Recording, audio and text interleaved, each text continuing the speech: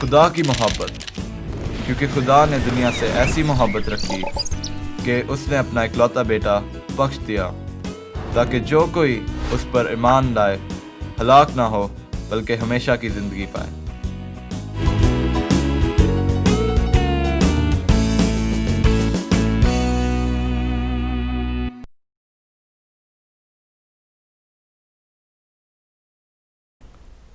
خداوند یسوع المسیح جو ہمارا محکم کلہ اور ہماری مضبوط چٹان ہے، اسی کے عظیم نام میں میں شائستہ اختر آپ سب کی خدمت میں سلام پیش کرتی ہوں، اور ہمارے آج کے اس پروگرام خدا نے دنیا سے ایسی محبت رکھی میں آپ سب کو خوش آمدید کہتی ہوں۔ ناظرین، کلام خدا میں یوں لکھا ہے کہ عیب جوئی نہ کرو کہ تمہاری بھی عیب جوئی نہ کی جائے، کیونکہ جس طرح تم عیب جوئی کرتے ہو اسی طرح تمہاری بھی عیب جوئی کی جائے گی، اور جس پیمانہ سے تم ناپتے ہو اسی سے تمہارے واسطے ناپا جائے گا۔ آئیے ناظرین، خداوند یسوع المسیح کی اس خوبصورت تعلیم پر عمل کرتے ہوئے اپنی اپنی زندگیوں کا جائزہ لیں، اور ابھی وقت ہے خداوند کی حمد و ثنا اور پرستش کا۔ ابھی ہم مس روپ جارڈن کی میٹھی سی آواز میں یہ خوبصورت گیت سنیں۔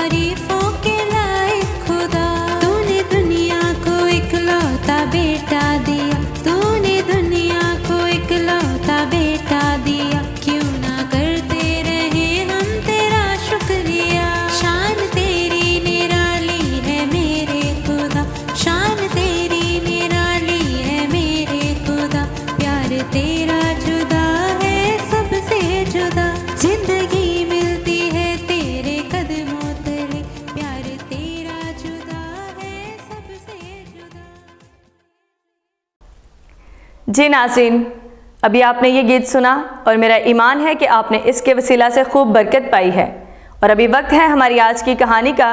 تو آئیے انکل ڈیوڈ اور پنکی کے پاس چلتے ہیں جو ہمیں آج کی کہانی سنائیں گے۔ گڈ مارننگ ناظرین۔ گڈ مارننگ، اور ناظرین، انکل ڈیوڈ کی طرف سے تمام ناظرین کی خدمت میں آداب قبول ہو، اور ہماری آج کی کہانی میں آپ سب کو خوش آمدید۔ انکل، جب ابراہیم وعدے کیے ہوئے ملک کنعان میں پہنچ گیا تو اس کے بعد کیا ہوا؟ بیٹا جی، مصر میں کچھ دیر قیام کرنے کے بعد ابراہیم اور لوط وعدہ کیے ہوئے وطن کینان واپس آ گئے۔ خدا تعالیٰ نے انہیں بہت زیادہ بھیڑ بکریاں اور مویشی نوازے اور نوکر بھی دیے۔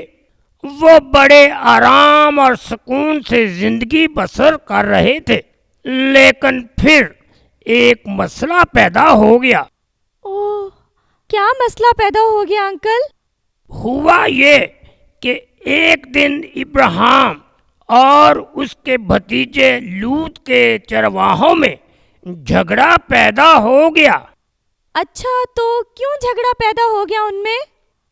بیٹا جی، کیونکہ وہاں پر تمام مویشی اور بھیڑ بکریاں اکٹھے رکھنے کے لیے جگہ کافی نہ تھی۔ اچھا، تو پھر کیا ہوا؟ ابراہیم کے نوکر اس کے مال مویشیوں کے لیے اچھی جگہ چاہتے تھے، جبکہ لوط کے نوکر اس کے مال مویشیوں کے لیے اچھی جگہ چاہتے تھے۔ تو کیا ابراہیم اور لوط کے درمیان بھی اس بارے میں جھگڑا پیدا ہوا؟ جی نہیں، ابراہیم مرد خدا تھا اور وہ لڑائی کرنا نہیں چاہتا تھا۔ وہ لوط کے پاس گیا اور کہنے لگا، میرے اور تیرے درمیان اور میرے چرواہوں اور تیرے چرواہوں کے درمیان جھگڑا نہ ہوا کرے، کیونکہ ہم رشتہ دار ہیں۔ پھر کیا ہوا انکل؟ ابراہیم نے اس جھگڑے کو ختم کرنے کے لیے لوط کو ایک تجویز پیش کی۔ کیا تجویز تھی وہ؟ ابراہیم نے کہا، تو مجھ سے الگ ہو جا، اگر تو بائیں جائے تو میں داہنے جاؤں گا، اور اگر تو داہنے جائے تو میں بائیں جاؤں گا۔ بہت اچھی تجویز تھی ابراہیم کی۔ جی ہاں، جھگڑے سے بچنے کے لیے ابراہیم نے بہت فیاضی کا اظہار کیا۔ تو پھر لوط نے کیا جواب دیا انکل؟ تب لوط نے آنکھ اٹھا کر یردن کی ساری زمین پر نظر دوڑائی، کیونکہ وہ جانتا تھا کہ یہ جگہ بہترین جگہ ہے۔ وہاں اچھی مٹی اور بہت سا پانی تھا، اس لیے لوط نے یردن کی ساری ترائی کو اپنے لیے چن لیا۔ تو کیا ابراہیم نے اس پر کوئی اعتراض نہ کیا انکل؟ نہیں پنکی بیٹا، ابراہیم خدا پر بھروسہ کرنے والا شخص تھا۔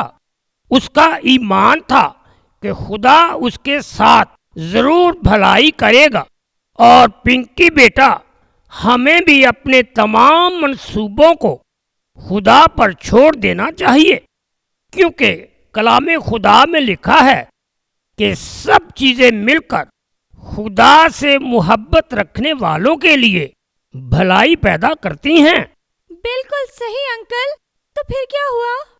ابراہیم نے لوط کی بات مان لی اور اسے خدا حافظ کہا، اور وہ اپنے مال و اسباب کے ساتھ وہاں سے چلا گیا۔ مطلب یہ کہ لوط نے اپنے لیے وہ جگہ چنی جو زرخیز اور اس کی نظر میں اچھی تھی۔ جی ہاں، ایسا ہی ہے۔ اگرچہ ابراہیم کے حصے میں کم زرخیز علاقہ آیا، پھر بھی خدا نے اسے بہت زیادہ برکت دی، لیکن خدا نے لوط کو اس قدر برکت نہ دی، اور اسے کئی مشکلات کا سامنا بھی کرنا پڑا۔ کئی مشکلات کا سامنا؟ وہ کون سی مشکلات تھیں انکل؟ بیٹا جی، لوط سدوم کے شہر میں رہتا تھا، جو خداوند کی نظر میں بدکار تھے۔ تو پھر کیا ہوا؟ پھر ایسا ہوا کہ غیر ملکی بادشاہوں نے سدوم کے بادشاہ سے جنگ کی، اور سدوم کے بادشاہ کو شکست دے کر بہت سے لوگوں کو قیدی بنا لیا، جن میں لوط اور اس کا مال و اسباب بھی شامل تھا۔ تو کیا جب ابراہیم کو اس بارے میں پتہ چلا تو اس نے اس کی کوئی مدد نہ کی؟ بیٹا جی، اس نے بہت مدد کی۔ उसने तमाम पुरानी बातों को भुलाकर अपने भतीजे को दुश्मन के हाथ से छुड़ाया। कितना अच्छा काम किया इब्राहिम ने, वाह। जी हाँ, इसलिए खुदा ताला ने इब्राहिम को बहुत बरकत दी और उससे वादा किया कि ये तमाम मुल्क मैं तुझे और तेरी नस्ल को हमेशा के लिए दूंगा और मैं तेरी नस्ल को खाक के जरों की तरह बनाऊंगा। खुदावंद की तारीफ हो अंकल, वो कितना अजीम खुदा है। जो उससे प्यार करते हैं वो अपनी रहमतों की बारिश किस कदर बरसाता है उन पर। जी हाँ, वो वाकया अजीम और शफकत भरा खुदा है। और बेटा जी, बाइबल मुकद्दस की ये खूबसूरत आयत हमारे लिए नहायत हौसला बख्श आयत है। कौन सी आयत अंकल? आजमा कर देखो, खुदावंद कैसा मेहरबान है। मुबारक है वो आदमी जो उस पर तवक्कल करता है। अच्छा जी। हाँ जी। जी नाज़रीन, आपने हमारी आज की कहानी देखी और सुनी, और मेरा ईमान है कि आपने इसके वसीला से कलाम खुदा को सीखा है। और अभी वक्त है कि हम डॉक्टर मार्टिन लूथर की मुख्तसर कैटेकिज्म के वसीला से भी कलाम खुदा को सीखें। हमारा आज का मज़मून है हमारी रोज़मर्रा ज़िंदगी में बपतिस्मा का मतलब। इसमें हम सीखेंगे, मैं पुराने आदम को हर रोज़ कैसे उतार फेंकता हूँ। मेरा बपतिस्मा मुझे हर रोज़ किस बात की याद दिलाता है जो मेरे नए आदम से ताल्लुक़ रखती है, और मेरा बपतिस्मा मुझे रोज़ बरोज़ नया क्यों बनाता है ताकि मैं अपनी नई और पाक ज़िंदगी गुजारने की ख्वाहिश करूं। आइए सीखते हैं। खुदावंद यीशु मसीह के मुबारक और जलाली नाम में आप सब की सलामती हो। आज हम खुदावंद के कलाम में से सीखेंगे हमारी रोज़मर्रा ज़िंदगी में बपतिस्मा का मतलब। और आज का हमारा सवाल है, मैं पुराने आदम को किस तरह उतार फेंकता हूँ, और इसके बारे में जानेंगे खुदावंद के कलाम में से।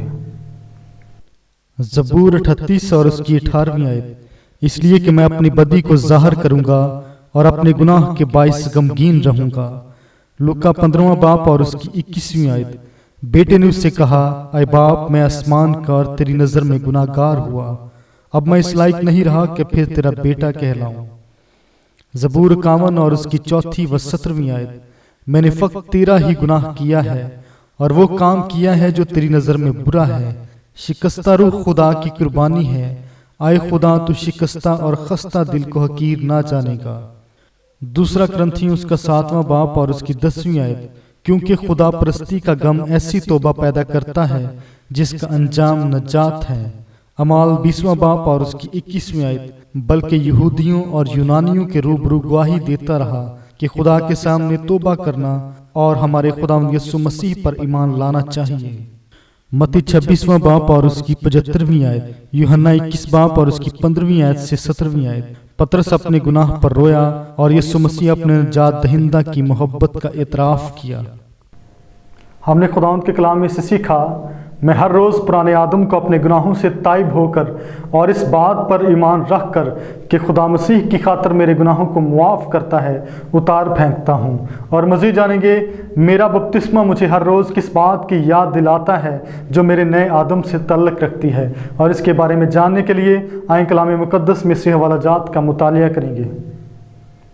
रोमियो 6 बाप और उसकी 4 आयत, हम मौत में शामिल होने के बपतिस्मा के वसीला से उसके साथ दफन हुए, ताकि जिस तरह मसीह बाप के जलाल के वसीला से मुर्दों में से जलाया गया, उसी तरह हम भी नई जिंदगी में चलें।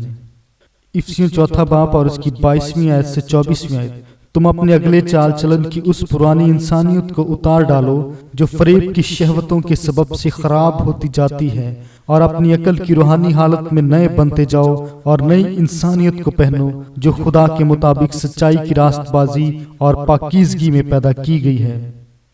रोमियो 6 बाप और उसकी 13वीं आयत, और अपने अज़ा नारास्ती के हथियार होने के लिए गुनाह के हवाले ना करो, बल्कि अपने आप को मुर्दों में से जिंदा जानकर खुदा के हवाले करो, और अपने अज़ा रास्तबाजी के हथियार होने के लिए खुदा के हवाले करो। लूका 19वां बाप और उसकी पहली आयत से 10वीं आयत। ज़क्काई की तौबा ने उसकी नई जिंदगी की तरफ रहनुमाई की। गलतियों 5वां बाप और उसकी 22वीं आयत से 23वीं आयत। मगर रूह का फल मोहब्बत, खुशी, इत्मीनान, तहम्मुल, मेहरबानी, नेक, ईमानदारी, हिलम, परहेजगारी है। हमने खुदावंद के कलाम में से सीखा, मेरा बपतिस्मा मुझे हर रोज़ इस बात की याद दिलाता है कि खुदा यीशु में ईमान के वसीला से नया दिल और अकल अता करता है। और मज़ीद जानेंगे मेरा बपतिस्मा मुझे रोज़ बरोज़ नया क्यों बनाता है, ताकि मैं नई और पाक ज़िंदगी गुजारने की ख्वाहिश करूं। और इसके बारे में जानते हैं खुदावंद के कलाम में से। गलतियों 3वां बाप और उसकी 27वीं आयत। और तुम सब जितनों ने मसीह में शामिल होने का बपतिस्मा लिया, मसीह को पहन लिया। दूसरा ग्रंथियों 5वां बाप और उसकी 14वीं व 15वीं आयत। मसीह की मोहब्बत हमको मजबूर कर देती है।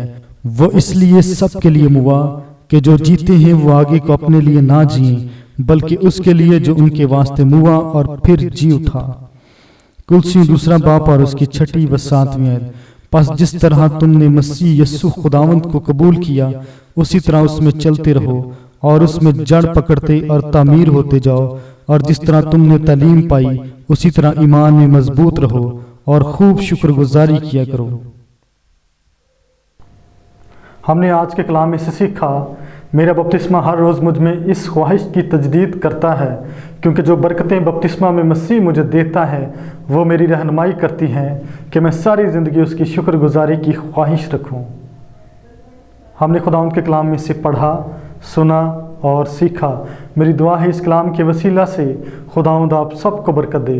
आमीन। नाज़रीन, मैं खुदा की बेहद मशकूर हूँ जो वो हम अदना लोगों को अपने आला मकसद के लिए, अपने नाम की सरबुलंदी के लिए इस्तेमाल करता रहता है। आपकी दुआया दरख्वास्तें हमें हर रोज़ मौसूल होती रहती हैं।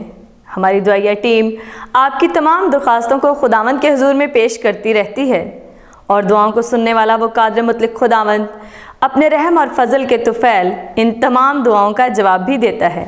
मेरे वो बहन भाई जो अभी तक अपने मसाइब और मुश्किलात से दो चार हैं, बिल्कुल मायूस और परेशान ना हो, बल्कि अपनी दरख्वास्तें पूरे ईमान और यकीन के साथ उसके हुजूर में पेश करते रहें। वो यहोवा यरी आपको ज़रूर जवाब देगा। जी नाज़रीन, कैसा लगा आपको हमारा आज का ये प्रोग्राम? नाज़रीन, हमारी पूरी टीम आप सबकी रूहानी तरक्की के लिए हमा वक्त इसी जुस्तजू में रहती है ताकि आप खुदा में आगे बढ़ते जाएं।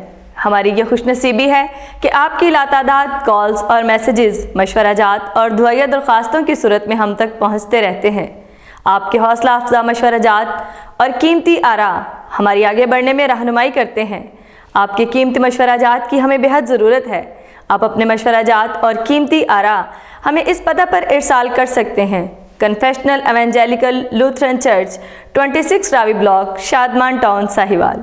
कॉल्स और मैसेजेस के लिए आप हमें इस नंबर पर रब्ता कर सकते हैं 0302 7891 703। अपना ख्याल रखिएगा। खुदा हाफिज़।